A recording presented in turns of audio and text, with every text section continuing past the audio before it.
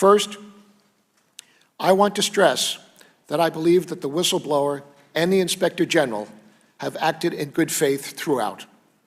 I have every reason to believe that they have done everything by the book and followed the law, respecting the privileged nature of the information and patiently waiting while the executive privilege issues were resolved.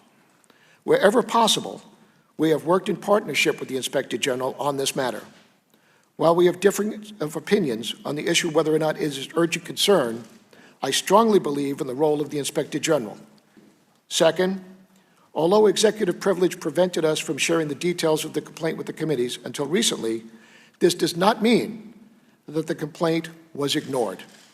The Inspector General, in consultation with my office, referred this matter to the Department of Justice for investigation.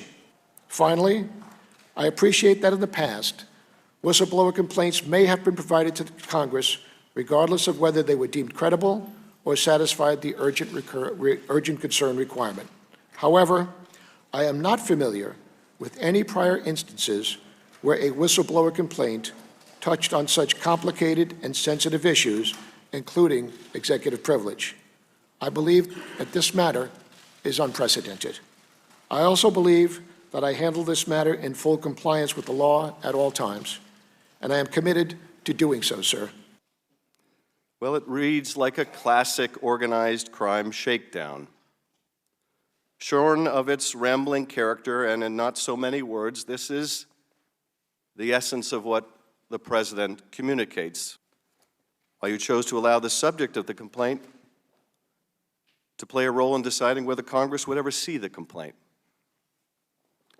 Why you stood silent when an intelligence professional under your care and protection was ridiculed by the President, was accused of potentially betraying his or her country, when that whistleblower, by their very act of coming forward, has shown more dedication to country, more of an understanding of the President's oath of office than the President himself.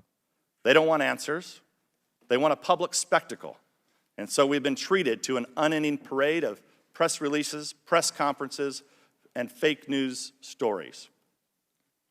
This hearing itself is another example. Whistleblower inquiries should not be held in public at all, as our Senate counterparts, both Democrats and Republicans, obviously understand.